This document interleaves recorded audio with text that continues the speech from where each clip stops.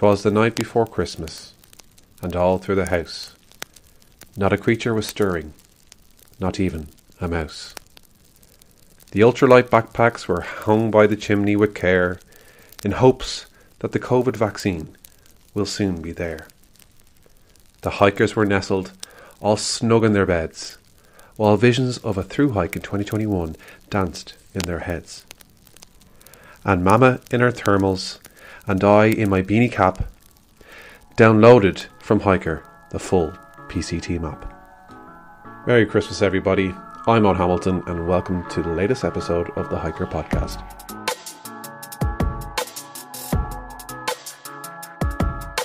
In this episode, I will be talking to Ellie and Karl, better known as Tough Souls. Over the course of 3 years, Ellie and Karl challenged themselves to hike all of Ireland's national waymarked trails, a journey that took them over 4,000 kilometres around this small island. And why would you do something like that, you might ask? Well, we'll get to that in the interview. But before that, I'd just like to say thank you to everybody who has been listening to this podcast. I know we're only 9 episodes in at this stage, but the support has been fantastic. This is the second last episode of this series. There will be one more episode which I'll be releasing next week. And then in 2021, there will be season 2, which I'll be recording throughout January and February. I'd also like to thank everybody who has supported HiiKER over the last 12 months. It's been an extremely challenging year for everybody around the world. But with your support, we have created something that we're extremely proud of. And we can't wait for 2021. So on behalf of Paul, Mark, Malika, Pete and yours truly, happy Christmas. And to hell with 2020. And before I forget, we are running a promo from the 26th of December to the 31st of December, up to 25% off all products on HiiKER. So here it is, my interview with Ellie and Karl from Tough Souls.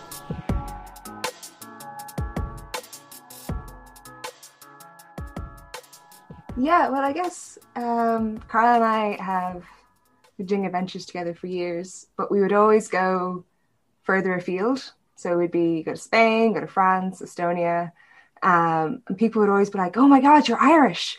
Oh, my sister's cat's aunt is from Ireland, and I've been there 10 times, and I love it." And then they'd list off all these amazing places that they had visited or want to visit, and we'd both be just kind of left standing there, being like, "Oh, yeah, sounds nice. Definitely have not ever visited there myself, but sounds great." So it was kind of born out of a combination of this like idea that we should really see our own country, like see where we're from and kind of get a better feel for it. And the other way more true version is that I once just saw a big list of trails and thought, hey, nobody's done all of those, I'm going to do those. So it was like very, I mean, it's obviously a combination of those two things, but my motivation was very much, I didn't think anybody else had ever walked all of Ireland's national landmark trails. And I thought that was definitely something that I could do in the space of 6 months. So that was a great 3-year project anyway. It was. I was going to say, what was the final time? Yeah. 19 months. Of actual walking, yeah. But 3 years, like, because we didn't get to walk through the winter for various reasons. But yeah, so we through hiked every single one of Ireland's national waymark trails. I guess we should kind of define what a national waymark trail Yeah, because guaranteed nobody knows. So if you've ever walked in, if you're from Ireland, you probably know the Wicklow Way, or like the Dingle Way or the Kerry Way. And also probably if you're from abroad and listen to this podcast, you probably know of those trails. And there are 42 of those trails. So 42 trails with that same approximate level of distance and difficulty and sort of but they're general all kind of vibe. Medium to long distance trails. Yeah. It covers 27 counties across the Republic of Ireland. Yeah. And totals to around 4,000 kilometers. all of these are quite approximations because, so when we decided to do these, this was several years ago, there wasn't that much information about hiking in Ireland. Like there wasn't a handy app where I could go and be like, what trails do you want to do? There was very limited information. And there was one website that was kind of like the main go-to place to find information about trails. But on the homepage, it was like, yes, 44 National Waymarked Trails. And then you click onto the page listing it, and it's like, yes, 43 National Waymarked Trails. And then you try and click through onto one of them, and it's like, this trail doesn't exist anymore. It's been closed for 10 years. Yeah. And you're like, so how many exactly are there? So the whole thing has been like, there's roughly 42. It was roughly 4,000 kilometers. It was a lot of kind of making it up as we go along, but it was a lot of fun. Yeah, I mean, sorry, go ahead. I was just going to say, so Tough Souls, I suppose it was a project that kind of, you were like, okay, we want to hike every single way. Yeah, basically, yeah, that was our thinking. And we then after we had the idea of walking all of these trails, we were like, maybe we should also write a blog and make YouTube videos and like run social media accounts while we're doing this. That all doesn't sound like that much extra work on top of the trails themselves. And we've been regretting that decision ever since. But yeah, so on top of actually walking the trails, Tough Souls is also a website and a YouTube channel and all this other stuff, where we tried to, I guess, collect a lot of this information about the trails in Ireland because it's surprisingly hard to find. But also kind of help more Irish people get outside. Absolutely, yeah. Because we have such amazing stuff here. Yeah, I mean, it goes back to what I was saying at the start. Like we would find so many people abroad who'd say that they'd been to Ireland and they loved it and they loved how much there was to do outside here. And like we'd lived there our entire lives and never been to like 1% of what those people were talking about. And I think it's the same for a lot of people really in Ireland who would go abroad. They do the Camino or something, and not realize that we have walking at least as good on your doorstep. So it's kind of a big. And it's something that, you know, we are even finding ourselves, and even from a personal point of view, like looking at people doing the PCT or any of these big long through hikes over in America or around the world, and just watching the footage of them doing it, and then realizing, we have, you know, amazing trails here as well, you know, and no one ever really talks about it. Now, there's definitely, I think there's you probably see this yourself. There's a huge culture change. I think there's a big expansion. Absolutely. Getting into the outdoors and through hiking and long distance hiking is getting a kickback out of that. But it's been a long time, you know. The Wicklow Way was founded back in the 70s. In the 70s, yeah. 80s, you know. When it was officially launched. And it doesn't even scratch the surface of what the West Highland Way does, or the Pennine Way, or the Camino. You know, it's Ireland's most notorious trail. So there's a lot of work to do yet, but I think you guys are certainly helping with getting the word out there, and your videos are fantastic. We're constantly talking about them here. They're so helpful. You know, anytime I've gone to do any of the long distance trails, even though we have the app, it's like, you know, nothing's going to beat that first-hand experience and having that detail and knowing what the trail looks like, and having someone's experience of actually hiking it. Yeah, and also, I mean, I think we do have this like unique extra experience of being people who've walked all of those trails. So we can actually say definitively, like, if you've done X trail, Y trail is kind of like that one, and you might enjoy it or whatever. Having said that, the number of times that we'd be in an area and we'd be doing this trail, we bump into somebody and they're like, oh, that sounds interesting. Are you doing Mick's Loop down the road? And we're like, no, that's not on the list. And they're like, but it's a really good trail. You should go and do. So we've now got what we're kind of calling the loose ends list, which is a mismatch of all these extra little things that people constantly asked us, were we doing? And you know, have you done the Wild Atlantic Way? And we're like, nope, that is not on our list of trails. So there's that kind of thing as well. I suppose to take it back a little bit further, how did you guys meet? We're both rock climbers, and we met via rock climbing. Yeah. So, and you know this, you're also a rock climber, and Yeah. that's how we met you. So we've all met in the same place, Yeah. in Gravity Climbing Centre in Dublin. Yeah. And that was a long time ago now. Yeah. That we met. And- Over 6 years ago. It was 7 years ago, basically. Yeah. And you said that you were hiking places like Spain, Estonia, and France. Like, Yeah. had you done long distance hiking over there, or any particular trails that you Well, had done? we did the Camino. That was our first and only long distance experience before walking the National Landmark trails here. And the Camino was very different as well to the walking that you do here, you know? Well, I think that like the distance that we did, like 4,000 kilometers, is very similar to some of the like long distance trails in the States. And when the way that we did the Camino, we ended up doing about 1,100 kilometers in total. I think the big difference was the like continuous being on trail. Yeah. Yes, we did that we did the Camino del Norte in 2015. Yes. And we did it in like 5 weeks. Anyway, Yeah. it was absolutely amazing. Yeah, it was great. We were supremely unqualified and unprepared to do it. Yeah, like we accidentally went ultralight just because we didn't actually know what we were supposed to be bringing. Yeah. So and even at that, then we threw out a load of stuff. Yeah, that's uncommon. Like normally people, and in myself included, we pack way too much. I'm always bringing way too much. And it's usually it's food. You know, Yeah. I'm going to be outside for 2 days. I need food for 7. I need to eat like 3 dinners in that time. Yeah. We actually didn't even know, like we didn't have a map for the trail. We had one kind of free brochure that would fold out of like literally the whole north of Spain. Yeah. And it would have like the counties. Yeah. But no like Yeah. and like the huge major cities along the way. That was our map for the whole thing. We literally flew into Biarritz in the south of France and started walking from the airport. Yeah. And we didn't stop walking until we made it to Finisterre, 1,100 kilometers later.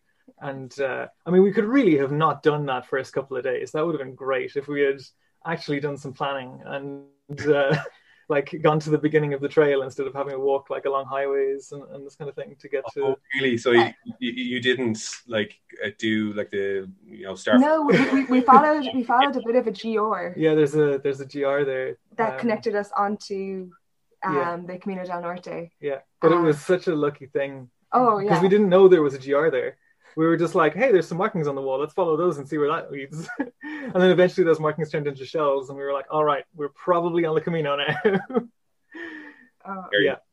So we got much better logistics after Tough Souls anyway, or like 4 Tough Souls. We got significantly better at this is I've found like any mistake I ever make, I'm like, well, I've learned the lesson now. I won't do that again. Now I probably but yeah, well, there's some that are fun to make twice. But yeah. So you did the Camino, and did you get your passport? Did you do all that kind of stuff? Did you get your stamp away? Yes, where we got that one fold-out map, it was because we went to the St. James's Gate here in Dublin, and because they had that little Camino office, and I went in, I got 2 passports, and they were kind of like, oh, so what are you going to do? I was like, oh yeah, we're going to do this, and they could really tell that I knew nothing, and they were like, okay, here's a free little fold-out map, and good luck with that.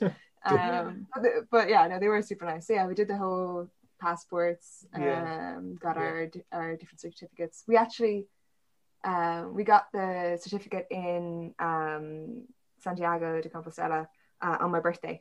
So that was a great way to that was a great way to celebrate turning 21. Yeah. Here's a ticket. Oh my gosh. The longest so walk young. you've done. Pardon? Happy birthday. Here's a ticket to the longest walk you've ever done. Yeah. Yeah. Exactly. But that was our first. Anyway, that was our first long distance walking experience. Really, we'd had adventures before, and like when we'd done stuff prior to that, but none of it was long distance walking. Like I said, we were rock climbers, so like we lived in a tent in France for a couple of months in Fontainebleau, attempting to rock climb there, and mostly just sleeping because Ellie had broken her foot right before, like the weekend before we went over there. This is a reoccurring theme. Ellie injures herself during or before adventures, which is very Great for me. it's very helpful though, because she's only ever done it like in the winter. So just when we want to stop walking anyway, there'd be like an injury, and you're like, okay, great, we can. It's like the wind changing. It's time to stop. Yeah. So I guess. go Oh, so we based kind of all of our planning for Tough Souls on our experience in Spain. Not really accounting for the kind of time that you would need in between each trail, because all the trails here don't link together. It's not just one. We weren't just walking continuously. We planned it all with the idea that we would just be like, oh well, we walk a minimum of 25k 5 days a week. Yeah. And we'll have it done in 6 months. Yeah, and we'll have it done 6 months. That was what we based off, being like, oh yeah, so it gives us maybe one rest day a week, but like 2 days to get from the end of one trail to the beginning of the next. And that did kind of work at the start. Yeah. But after a while, you realize that you're not seeing stuff.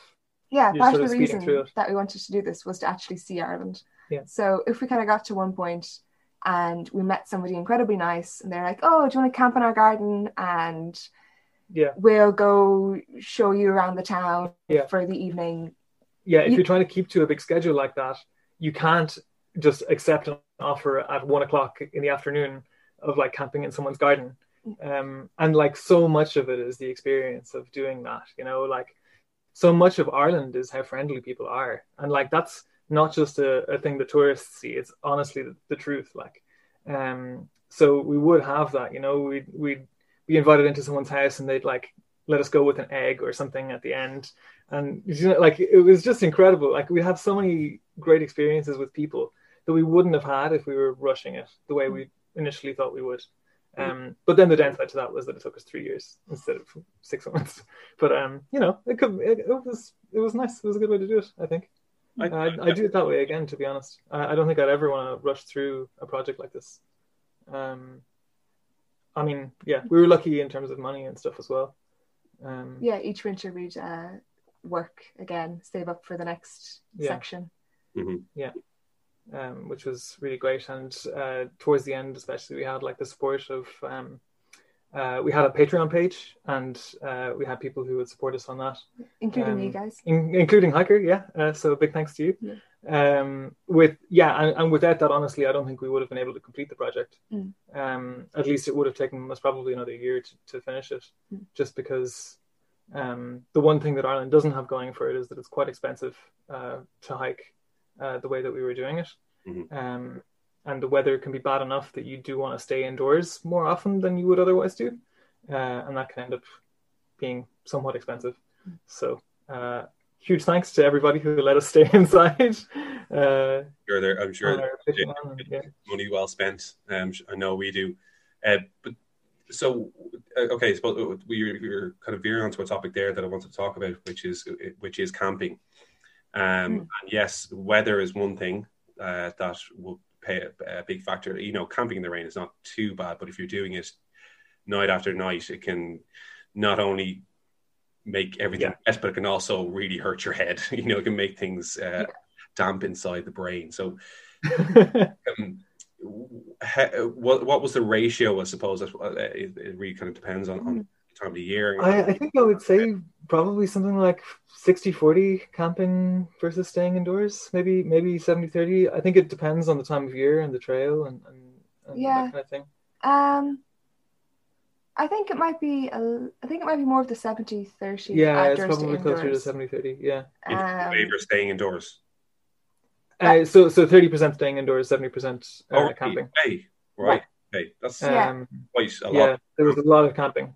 I think, especially it was so strange at the beginning, or kind of at certain points, it kind of felt like you had to prove that you were like doing it hardcore enough that you had to camp X amount, which is like totally not the case at all. Yeah. But sometimes we get it into our head that's like, oh well, like this is big thing, and we have Very much to, so, yeah. Or like I would often think about the YouTube comments. Like it's a funny one, but like definitely there was this feeling of like we have to be hardcore about this. Mm. And I mean, the thing is, we were still being really hardcore about it by doing the project at all.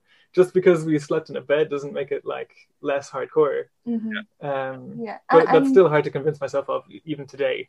Like having finished the project, I'm still like, man, I wish I'd been more hardcore about this and like slept out more. But it's like, it's so hard to do. The challenge isn't really where you sleep. The challenge is doing it. Is putting one. Yeah, exactly. It's still putting another like a foot in front of the other one. Like it's really not about whether you were indoors or outdoors last night.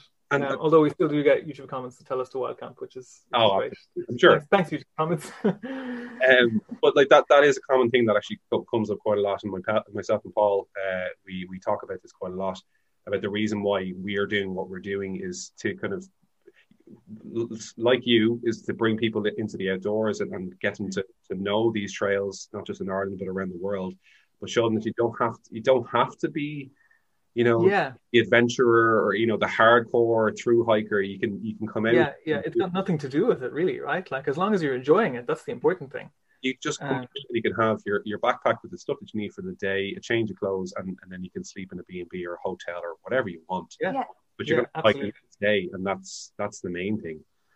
I couldn't get behind that more. Like that's so it's very much the way. There's like, I mean, if you find extra fun in wild camping and like putting yourself through like certain hardship or whatever, or if you have no other option, then that's all good. Like it's just sort of you shouldn't feel the pressure to do so just because that's what you think hiking is like. And it's always good to kind of like test your boundaries. Like it's good to try new things. But 100%. I think that any form of hiking is valid and like like any way that you experience the outdoors, that you get enjoyment from and feel a connection to nature, and you're doing it right. One of the great things as well, particularly in places like Ireland and the UK, is when you hike and stay in places like hostels, you can meet quite a lot of people that are doing the same thing that you're doing. Did you discover a lot of people on these trails that would have been hiking those trails as well? So there's kind of like the big five. So the Wicklow Way, Kerry Way, Dingle, Beara, Western Way, maybe the Sheep's Head Way. Yeah, there's a couple of very popular trails that I'd say are like 100 times more popular than all of the other trails put together. Like on the Dingle Way, we met like lovely people in hostels and stuff. On the Kerry Way, we walked with some people for the first couple of days. And then on other trails, we'd walk past a farmer or something. And he said, "Oh, this trail is so busy. I had someone walk it last year." And you're like, "Okay, great." So, like very literally. Yeah, that is actually something someone said to us. So often it was very quiet. Other times it was extremely busy. And like there's enjoyment to be found in both of those things for sure. Although I have to say, I think I enjoyed the quieter trails more. But I suppose that it's much like it's 6 of one and half a dozen of the other, isn't it? Like there's, as I said, there is enjoyment to be found on both kind of things. So I'm going to ask you a difficult question. Do you have a favorite? Yeah, absolutely. Yeah. I no question have a favorite. At the Miners Way in Roscommon, which is by far the best trail in the country, miles ahead of the rest, and it's got nothing to do with the fact that I grew up there. It has absolutely zero to do with the fact that it goes through my hometown. I'm not being a favorite. Like honestly, genuinely, it is a fantastic trail. Like not kidding at all. It's a really, really good trail. And I think it's especially because it's in Roscommon. It's one that we went to with absolutely no expectations. But it manages that balance of being off-road, but then also changing from like lake shores to forests to kind of boggy mountains. Like there's a really good balance and mix to that trail. Like I'm not saying that's also my favorite trail, but it was. I'm sure the podcast listeners can't hear this, but I have a gun to Ellie's head right now. There are a lot of really good trails. To be fair, there are a lot of really fantastic trails. It depends what you're looking for. Like for me, I had my most kind of personal, profound moment on the Tawn Way, which was our third trail. And so we had kind of hiked where we were aiming for, set up camp, but it was still like a bit too early to actually go to sleep. So I left Carl down at the tent and I walked up the mountain a bit and found a rock and just kind of like sat down and turned around. And so it was in Carlingford Loch and the sun had just set. So there like was still like a dark blue sky, but all the towns across the other side of the loch were all like twinkling lights and like it was freezing cold. Oh my God, it was so cold. But I just had that moment of like, oh yeah, this is like the right thing. Because up until then, like we'd walked maybe 200 kilometers out of the 4,000. And it takes a while before you're like, yeah, this is a project I can do. But sitting up there, I was like, oh yeah, this is the right, like this is what I should be doing with my life. This is 100% the right moment. So while that trail isn't a perfect trail, like that will always kind of hold a special place for me. I mean, definitely there's a lot of different ways to measure trails, I think. And so it's difficult to have a single favorite when there are so many different ways about it. Like except the Miner's Way, which is fantastic in all respects. So if you look at the Barrow Way, that's one of the 3 kind of canal style trails. Waterways, but it's the only one that's nearly 100% grass the whole way. So you're walking along this riverbank, or a navigable river, and it's just full of life. And the towns are really nicely spaced along, and you can camp along the way, and it's just gorgeous. It's just absolutely wonderful. And then you take the Bear Way, which is the most kind of wild and rugged, like mountains, and similarly, like the towns are well spaced, but then during the day you're nowhere near anybody. And like they're so completely different, but they're both like really, really great trails. There's such a like huge gulf in like difficulty, for instance, between those 2 trails, right? The Barrow Way is literally 100% flat. And it's actually gently sloping downhill the entire time if you go north to south, which is fantastic for like a beginner walker or whatever. And then the Barrow Way is probably the most difficult of all of the trails. At least it is the most like undulating. There's the most uphill. So they're very, very different trails in a lot of respects, but they're both excellent. So it's very hard to kind of pick one single favorite. Is the long way to answer that question. Except the Miner's Way. I do. You have to get it in every time. I do remember watching your video for the Barrow Way, and I think you were coming out of Castletown Bear, or I can't remember where exactly. You were coming out of a town anyway. And I just remember you had this video of you, Karl, saying, we're just left the town, and oh my God, it's way hillier than I thought it was going to be. You were like in bits. I was in bits for probably 99% of all of the walks, because we also did do no training ahead of time for these. Trails for the training, that's what it's all about. That's what I said. For sure, I regretted it the entire time, but I definitely did say that. Well, don't be doing like 40-kilometer days without having walked, a few days beforehand. Yeah, very much so. But, and I like every time we go back, no matter how fit we are going back, there is always like the first couple of days of like regaining your trail legs, like getting back into the pace of things. I find that you always do this thing of walking really far the first day and a half, and then being pretty much dead for another day or two afterwards. And then you're like, oh yeah, okay. Consistent pace is the important thing. I remember doing that with the Wicklow Way earlier this year. I had done like a bunch of hiking, right up into the end of 2019, and then a few little day hikes here and there. And then started the Wicklow Way, and we covered like 42 kilometers in the first day with our bag. I was about to say. And the next day, I woke up and I was completely just destroyed. My legs just wouldn't really work. Unable to stand up kind of a thing, And we still covered like 30 kilometers that day. And then the next day, I was just like, I'm done. I have to like lay. We stayed in Glenmalure Lodge. Did you do that south to north? South to north. Yeah. And we haven't. And you had the harder section up next as well. So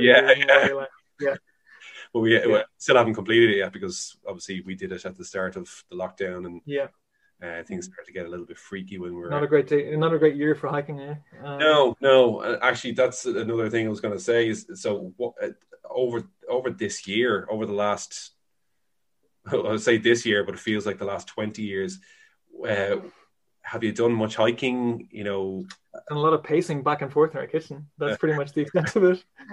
No, unfortunately, up until the past month or two, neither of us could drive. Neither of us had a driver's license or a car. Thankfully, that's changed. So we now do have mode of transport. But yeah, we didn't have any way of getting anywhere. We live in Dublin City. So no, we really didn't get to do much. We were actually very, very lucky that we finished Upsols in 2019, because we did take the bus to every trail, and that just would not have been feasible this year. So we were very lucky, I think. We did get to do some day hikes. Like we went up Cumshagon in the Cumaras. I'd forgotten about that. That actually feels like it was 1,000 years ago. Which is a gorgeous kind of cliff loop around some lakes. That was gorgeous. Did some more day hikes around the Knockmill Downs in Tipperary.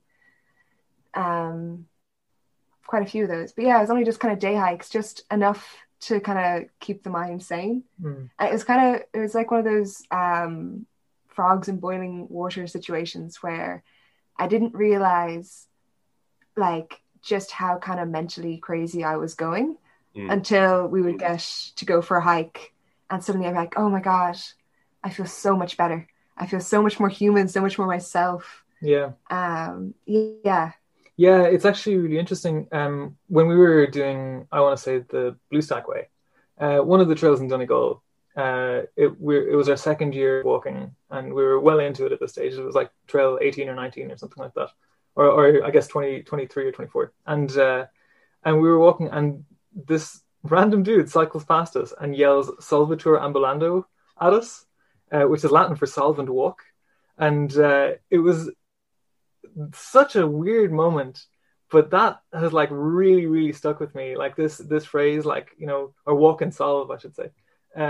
Like you kind of, when you walk, you think clearer, or at least I do. Maybe it was just a magic spell and he like placed it on me or something. But I definitely have found it's so difficult this year because not walking means my head is less clear. It's just the way it is. And it comes with a weird guilt as well, because then like you start judging yourself compared to other people on social media, which is never the right thing to do. And you can almost fall into that kind of like competitive, I was going to say, nature that kind of comes with hiking sometimes, where it's like, oh, that person did that much, so I need to like be this good. And it's like, that's not why I hike because I love the outdoors. But it can be really easy to forget to fall into those kind of negative thoughts when you're not getting to do it much, or when you're stressed about other things, or so basically let's look forward to 2021 as I think where that's going. But yeah, you're dead right. Like, and this even comes back to what we were talking about, you know, where you stay every single night, you know, or you're seeing people out and camping in snowstorms, you know, why am I not doing that? The hiking am I not hardcore enough? It's not about how many miles you stack up or kilometers you stack up every single day. It's, you know, completely not.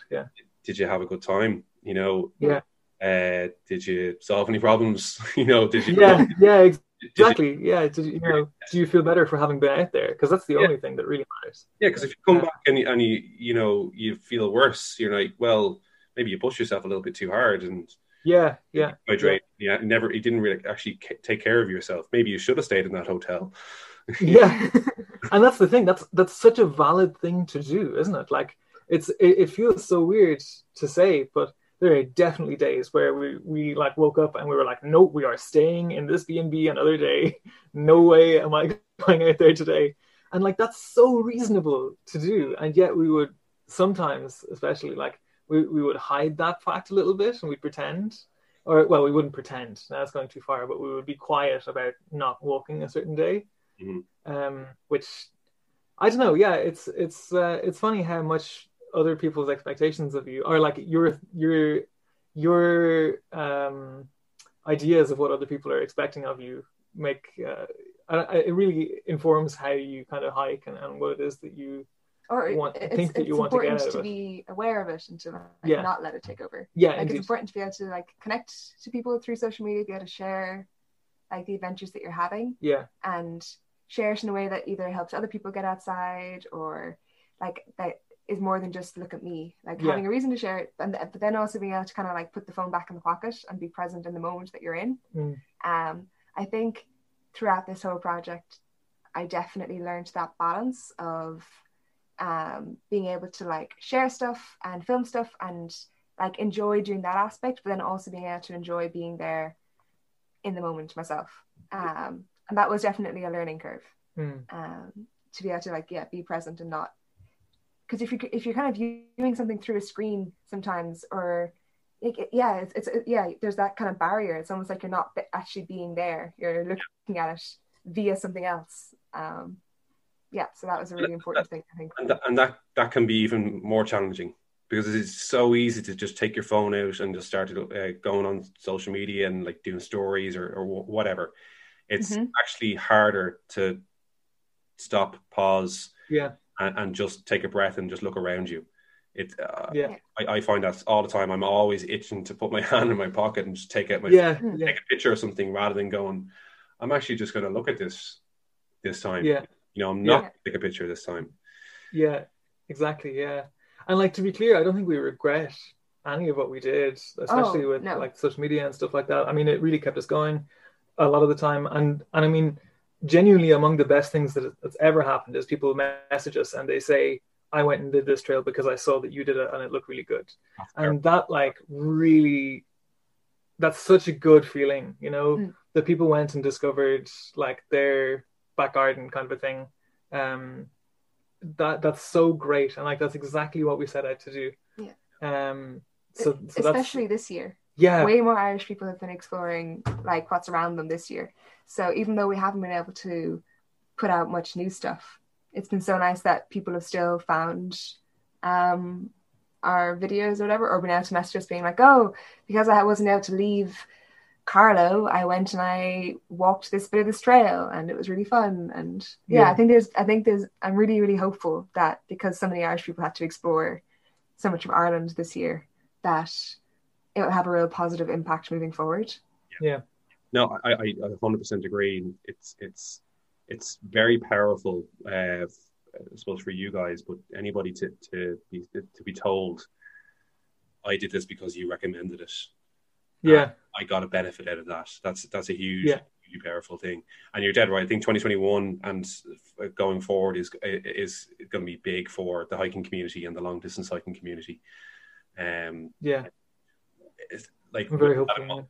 With that in mind, I suppose, with at the current date, whatever date it is, we're in December 2020. It could just as well be August, and it. The year of our Lord. The vaccine is on the horizon. Yes. And fingers crossed that this is it. Like, we don't have to deal with this anymore. With that in mind, have you guys any plans for hikes in the future? I think we're kind of recycling our plans for this year, for next year. So there's like, we already mentioned the loose ends list, which is basically, as we were walking and we explained the project to people, they would say, oh, have you done the Slí Connemara? And we're like, nope, that's closed. Or have you done the Tinahely Loops? And we're like, nope, that's not on the list. We kind of wanted to like, I don't know, do a lot of these trails that a lot of people ask about, but weren't on our list for whatever reason, So there are 12 or 13 of these trails, I think. We have a big list of them somewhere. And then as we were researching them, we came across the Pilgrim Paths. So there's also 12 Pilgrim Paths around Ireland, like the St. Kevin's Way in Wicklow, and what was it? In Mayo, we did the Kirkpatrick Heritage Trail, but there's also the Treher Pádraig. Which is also a Kirkpatrick related trail. Which follows like a similar route. Anyway, there's 12 of those. And then... So there's other long distance hiking in Ireland, basically. And on top of that, there's the Ulster Way, which was actually first of the trails on the island of Ireland. The Ulster Way came first, and then the people in the Republic said, "Hey, we want some of those." So we'll hopefully get to do that this coming year. Yeah. That's another 1,000 kilometers on top of the 4,000 we've already done. So are you going? Are you going to through hike that? Is that the plan, to actually do it in one go, or? It depends, I think, on exactly how we're feeling, like in the summer. Yeah. It's certainly plausible. We could probably do that. And because it is one, it's a loop. Yeah. It is. Yeah, that would be really cool. But we'll have to wait and see what happens between now and then. Yeah, exactly. And funds wise, and Brexit, and all kinds of other things that like might cause issues with that. Yeah. But that's definitely on the list. Yeah. I think eventually down the line there are some like big GRs and big trails like around the world that I would love to go do. Yeah, I've been trying to convince Ellie for years now that we should do all of the E-routes, all the European long distance trails. But that's literally about 25 years of walking. So it's yeah, we'll have to see if that one really pulls together. But I think I can just, I think what we need to teach Karl is that you don't have to see a whole list and be like, yes, all of them. You can be like, you know what, this one looks cool, I'm going to do this one. But the chances are nobody's ever done all of them. You don't. Anyway. Yeah. Ongoing discussion. That competitiveness going back in. Say again? There's that competitive. Yeah. Absolutely. Yeah. The trick is never to find out whether actually someone has actually done them all. Yeah, I was going to ask, did you actually look like deep? Yeah, we actually did. We even had like meetings with Sport Ireland and stuff, trying to find out if they knew if anyone had walked them all before. And it doesn't appear to be the case. And if you listening to this podcast have walked all the trails, please don't tell us. I feel better off if you don't let us know. I mean, fair play, but just let us have this, please. Some old woman in her like late 80s just coming in. I did that like back in the the 90s. Yeah. I mean, there is this other thing of the set of trails that are actually the National Landmark Trails is constantly changing. There were about 10 of them added in the last 15 years. So it's also, as it is, we've actually not done all of the current ones because the Leitrim Way has reopened since we did the trails. And there's now the Ormond Way. Yeah, right, exactly. North Tipperary. Indeed. So there are some extra trails now that we have to go and do lest somebody else take our crown away. Well, that's what the trails or whatever, but I just care about doing them first. You have walked all of Ireland's Waymar trails in 2019. Exactly. Yeah. Between 2017 and 2019. Yeah. But yeah, it's always good to have those goals. Anyways, it like I suppose if it's just this morphing list, even if one trail gets taken off, it's like, well, I did that anyway. So yeah, absolutely. And I mean, again, it's all about actually having had the fun of it. It's I make jokes about wanting to be the first, and I do desperately want to be the first. But also, it's not the true reason that we're doing it. Like it really is about the fun and the enjoyment of hiking and trying to get other people outdoors. And a distant third is being the first people to do them all. And what about countries like the UK? Like they have, they've got hundreds of long distance trails, but they only have, I think it's like 16 or 17. Yeah, there's not that many national trails. There. I've done one of them. I did the South Downs Way, but there's so many, and the infrastructure over there is really, really good too. Would you consider a list like that? It's a little bit shorter, but I think that's what's really encouraging there is the fact that the infrastructure is there for it. Something that Ireland that I look forward to Ireland getting to work on a little bit is the infrastructure for these trails, because there are significant trails where you really can't do them without camping. For example, and for a lot of people that's prohibitive. But also a lot of these trails involve camping, but then don't have land agreements either with landowners or with Cuilcha or with the areas that they're going through for either there to be like areas to camp or for camping, like specific like leave no trace wild camping to be allowed, or like we've kind of built these trails but not quite built the needed conversations on these areas to actually kind of like happen. The lack of a right to roam agreement in Ireland makes it quite hard actually, it just means that you're constantly in this gray area of like, am I really allowed to be here? which, it can be a little bit tough. And I feel like, I think in a country like the UK, especially for instance in Scotland, where they do actually have right to roam, that might be a bit more accepted, or sort of it's a bit less. The farmer is not going to be quite as surprised to see you there as he might be in Mayo. But that's just one of those things. As I say, I really do look forward to Ireland getting to work on that a little bit more. But yeah, the UK is definitely up there. Germany, but I really think all the e-routes is the way to go. Not just yeah, all of them can't do just one. That would be ridiculous. And how many, do you know actually how many have you? 12 or 13, I think. I actually haven't checked in a while because that's not that. I think there was more. You think there's more? I'm going to Wikipedia it really quickly now and get depressed about how many there might be. While you're doing that, have you ever looked at the US? Is there any trails in the US that you have your mind on? I think I'm more interested in going and doing the US trails than Carla's. I think, yeah, like it has to be a couple of years until both politics change and there's vaccines and whatnot. But I personally would love to do some of the long distance trails over there. And yeah, I'm not quite sure why I'm not as into it as you are. Probably because people have done them all. No, I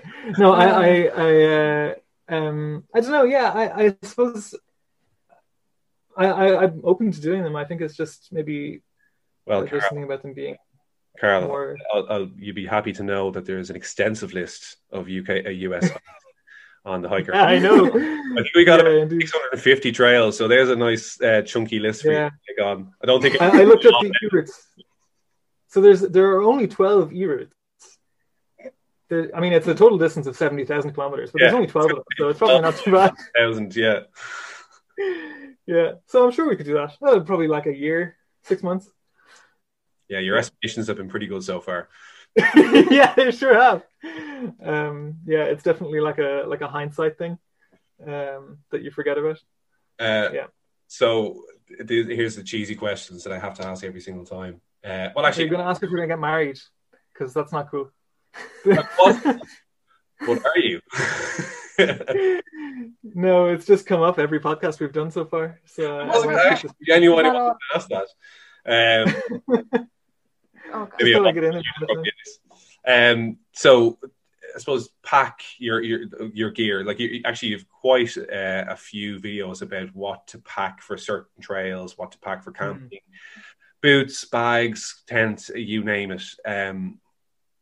Would you have your kind of your go-to pack in terms of what you need to bring on every single trail? Like, is there certain things that you have to bring? Obviously, if you're going on a camping trip, you're going to have to bring a tent. You're going to have to bring that. Maybe talk about your pack a little bit. Yeah, well, I certainly would bring all of the things that we brought, because we obviously wanted to make all these videos as we were going. So we brought cameras and a drone and a laptop and hard drives, which miraculously didn't get destroyed somewhere along the way. So I wouldn't bring all of those things. I'm not sure if there's anything out of the ordinary that we would have brought that that's like non. I guess for us, what was essential was how we organized it all. So we had everything in dry bags. That's the thing. Actually, if I was to give one tip to anybody who's ever packing for a hiking trip, just buy a load of dry bags and put all your stuff in them. Because, like, oh my god, dry bags are the best. They're the best, like, not only for keeping your gear dry, but also just to segment your pack and say, okay, all of the dirty laundry goes in this one, all of the regular laundry goes in this one, all of the laundry that is dirty but you're going to wear again can go in that one. Like, you know, it's so helpful to have that. And also for electronics, because you can fill the dry bag with air and then your stuff isn't going to be knocked around as easily, or like hit off other stuff and that kind of thing. Very, very helpful. That would be the big tip for me, I think. Is buy a load of dry bags. And be prepared to go through more than one pair of boots. That is something I think people. Well, I presume nobody's doing the distances we were doing, but after, like, I would have to buy a new pair of boots every 2 to 3 months, I think. I think we averaged 500 kilometers per pair of footwear. Yeah, maybe. Yeah. Which I think is less than people would expect. No? Yeah, I think, well, I actually don't know. I think that's pretty good. Yeah. Well, that is about as often as we needed to change those, actually, in any case. I suppose it does depend on the terrain that you're going over as well. Oh, yeah, very much so. Yeah, and there was certainly more like road than maybe we would expect. Yeah. And that wears through shoes much faster than you think it does. And that is a tricky thing about hiking in Ireland, because there is a lot more road in Ireland just in general. So it's kind of impossible to stay off of road all the time. Yeah. Lots of sections of different trails are linked with a lot of road. So like there's one point where I made the mistake of getting they're beautiful Scarpa, very like heavy duty leather hiking boots. I think the Rangers is the specific model, and they're fantastic boots. They're absolutely amazing for like open mountainside, but they are a very strong, very rigid boot. And the first trail we brought them on, it was so much of the like Quilcher forestry roads. It was just like all of that walking, and my feet burned and like died 1,000 times on that trail. Because I think what we decided about footwear was that we had to plan for 80% of the time and then just live with the other 20%. Yeah, that is definitely a trick to going. If you go light, that's the way to do it. Yeah. Just be prepared to deal with some pain. So here, most of the trails, there was definitely quite a few where you'd be in the middle of a bog and you'd see a stick painted kind of yellow about 1.5 kilometers away, and you're like, well, I guess I'm going in vaguely that direction. But the vast majority of the time you were on tracks or trails of some description, so being able to go for lighter footwear for that kind of stuff just made sense for us. Yeah, indeed. And then occasionally you just have to deal with your feet being completely soaked. But that's just how it is. I mean, in terms of like actual specific gear, I think my favorite individual piece of gear is probably the tent, which was an MSR Hubba Hubba, which I genuinely can't recommend highly enough. And unfortunately, our original one died on the second last trail. We accidentally snapped one of the pole, like a crucial pole. We couldn't kind of fix in time. But I mean, it managed a couple of 100 nights of camping, so I was quite pleased with that. Plus the Camino before we did. And the Camino, yeah. And then we slept in that one for a while in France as well, or I did. Yeah. So I was the Elixir myself. But they're fantastic. Can't recommend them highly enough. Yeah, absolutely. Whole mechanics is just fantastic. Always the setup. This is not sponsored by MSR, by the way. No. But if you're listening, MSR, hit us up. There's no conflict of interest there. No. On the Wicklow Way, and there's a reason for this. I'm veering down a trail. Forgive the pun. The Wicklow Way was your last trail. It was the very last one you did. Yeah. Did you pick that for a reason? Well, it kind of had to be either the first or the last one, because it was the very first National Waymark trail. So once we had done a couple of trails, we were like, well, we're not going to do this big important one that everybody knows as our like 9th trail. It just didn't seem like it made sense. I guess symbolically it was sort of... When we also started the project, like we literally handed back our apartment keys that morning and walked into the city centre and started on the Royal Canal. Yeah, and we walked kind of out of the city off into the sunset on this crazy project. And carrying way too much stuff. Oh yeah. And so we also liked the idea of that we had like walked out of Dublin to start it, and then we'd walk back into Dublin to finish it. And then there's also the memorial to JB Malone on it, who was the one who came up with the idea of all the National Waymark trails in Ireland and founded the Wicklow Way. So it just ended up being a really nice goal to have at the end, that we get to like arrive into Marley Park and like have our families there, and it just ended up being a really nice finish line for us. Yeah, and like, you know, it really did make sense symbolically, right? Like it would have been weird to finish on the Sligo Way or something, which doesn't, I don't know. Yeah, I'm just stuck on the symbolism of finishing on that trail. But also it's a really good trail, you know, and it was quite a nice one to know that we had in our back pocket to finish on. Like there, practically every trail in Ireland is really good, but there are certainly some that are better than others. And it was nice to know that we would be able to finish on one that was universally seen as quite a good trail. So that was kind of a nice bonus to it. We do have quite a lot of obviously a lot of Irish listeners to this, and they will all be fairly familiar with the Wicklow Way, and would have either hiked the whole thing or have hiked sections of it, so they would know exactly what we're talking about when we say, it is a spectacular trail, and they can see why you would want to finish on something like that. Not just because, I suppose I have a very short number of trails that I've done in Ireland, but I think it kind of tops the list for me. Again, I haven't finished it. You haven't got Miner's Way. No, it's actually true. Yeah. So when you were at the finish line in Marley Park, how many ice creams did you have? Well, we actually had our families bring cake and champagne and stuff, so I don't remember. The ice cream, I don't think the ice cream van was there when we arrived, because normally he's like just over kind of near that style. He wasn't there. Yeah, you're right. Yeah. Knew we were coming. Yeah. That would have been glorious. That would have been such. Yeah, not that the cake and champagne wasn't glorious, but wouldn't have minded a nice. A 99. Yeah, a 99 would have been pretty good. Chocolate sauce, that would have been great. Yeah, indeed. That's a shame. Also, we didn't have any coffee at the time, which is also a shame. We practically lived on coffee and fruitcake for the trails. Fruitcake is a great staple diet food because there's a lot of calories and it's very, very calorie dense. So it's quite light to carry and quite effective in terms of giving you some energy to go on. So you didn't bring your Irish butter with you to put on the fruitcake? No, that also would have been a good idea. I've actually since gotten into eating really spicy food, so next time I'll bring hot sauce and have spicy fruitcakes. I think that'll be a way to add some variety to it. Jar of cayenne pepper, Yeah, exactly. Yeah, I think that'll be perfect.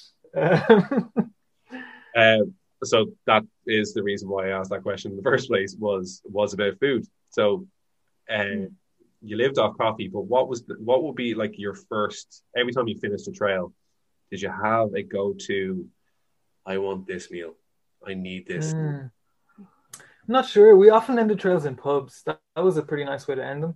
A lot of trails will start or end in towns, so you would often get to the Irish a good name here. A little bit, yeah. I mean, I will say there's not a lot better than having like a nice pint at the end of a long day of hiking. Yep. And there are certain pubs that absolutely stand out. There's bring up the Thornway again, Lumper's Pub in Carlingford. That was class. Like it's an actual walker's pub where we sat there next to a fire and it actually felt like we were in the 1600s. With a great pint. It was really good. But Karl just mentioned fruitcake, and the reason that we brought it was because it's something that you can buy in every single shop.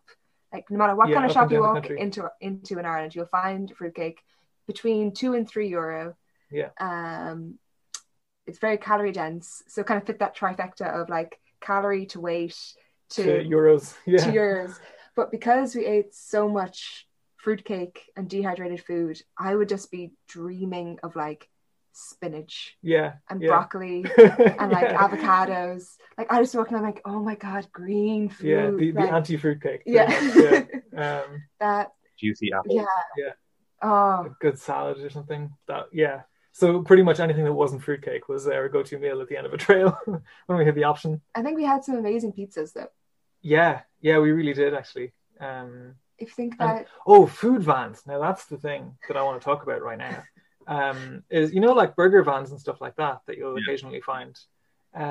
We have had incredible meals out of those things, and also incredible cups of coffee. When we were walking one of the trails in Donegal, there's Glengesh Pass, which I know I'm pronouncing it correctly, and someone who's from Donegal can complain in the comments. But we were walking. It's this massive, like, large mountain pass. And you climb probably like a couple 100 meters anyway, like up, you spiral up like a load of these kind of hairpin turns up the whole way. And as we were like maybe halfway up, this coffee van drove past us and we were like, oh my God, is that coffee van going to stop at the top of this? Is that going to stop up there? And we could see it just like slowly roll to a halt at the top of the mountain. And we're like, yes, there's going to be coffee. There's going to be coffee. We better hurry before it moves on.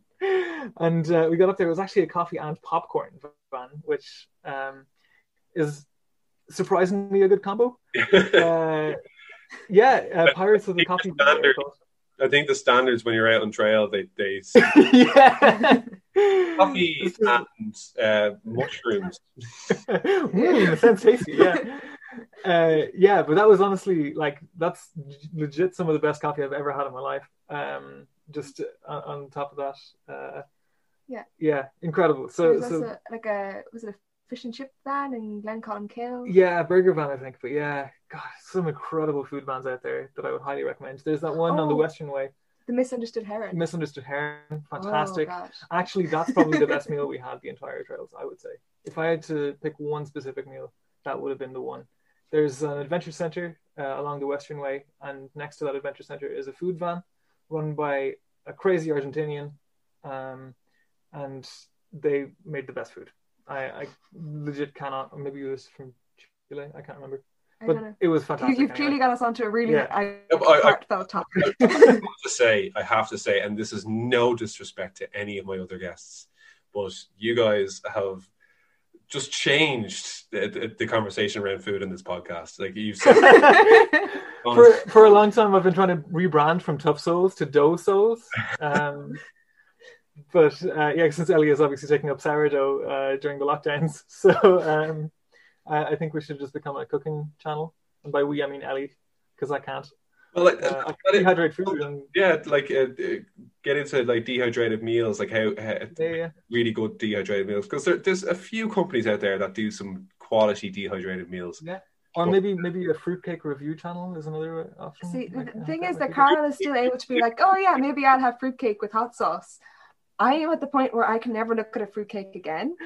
But some of my friends who are like super nice and trying to be thoughtful will go on a hike and they'll bring fruitcake, being like, oh look, it's the thing that you ate every day for 3 years.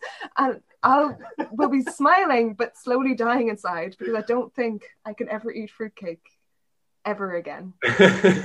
Like just no. I feel like we very much derailed this into a food podcast now, but yeah, don't worry. I'm all about that. So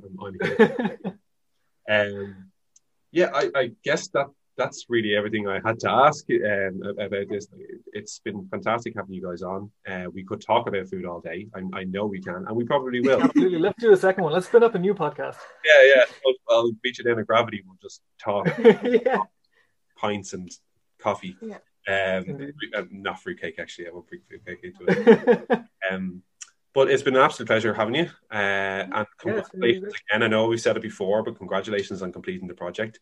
And best of luck with all of the rest of the trails that you're going to do. And yeah, hopefully 2021 will be a good year for hiking, both nationally and internationally. And we can all meet up on the somewhere at some point. Yeah, fingers crossed.